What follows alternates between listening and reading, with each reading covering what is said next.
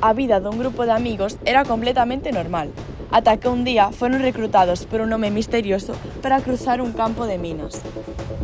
Foi complicado, xa que a persoa que estaba a cruzar o campo non podía ver, pero, confiando uns nos outros, conseguiron superalo. Como conseguiron superar o reto, o home enfadouse e decidiu metelos no cárcere, pero eles non tiñan pensado quedar ali.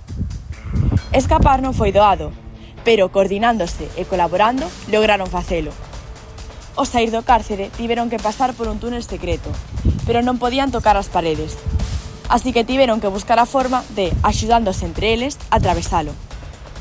Ao saír de ali, non tiñan nada, nin que comer, nin onde dormir. Así que buscando e buscando, chegaron a un laboratorio onde había xamón. O problema era que algúns dos anacos de xamón contiñan amidón, polo que tiveron que botarlle unha disolución de povidona iodada ao xamón, para comprobar cales podían comer e cales non. Cando botaban no tubo de ensaio a auga, o xamón e a disolución, se aparecían puntos negros ou escuros, significaba que había amidón.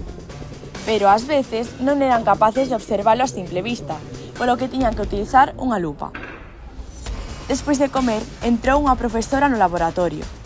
Díxolles que para poder salir dali, tiñan que realizar un experimento e anotar as conclusións. O experimento consistía en transmitir, mediante uns lápis, a enerxía dunha pila á auga que había nun vaso.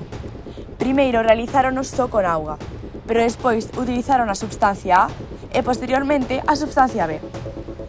Dependendo do que houbese no vaso, as burbullas que se formaban eran diferentes ou aparecían a distinta velocidade. Ao rematar o experimento, a profesora deixounos marchar.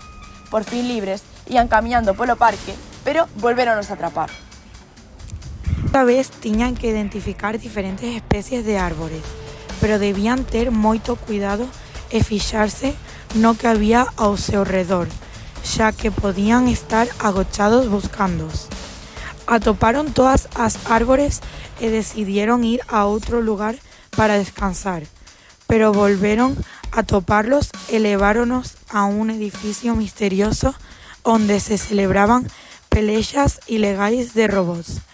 Obrigáronos a ensiñarles aos robots a función básicas para que despois pudiesen loitar.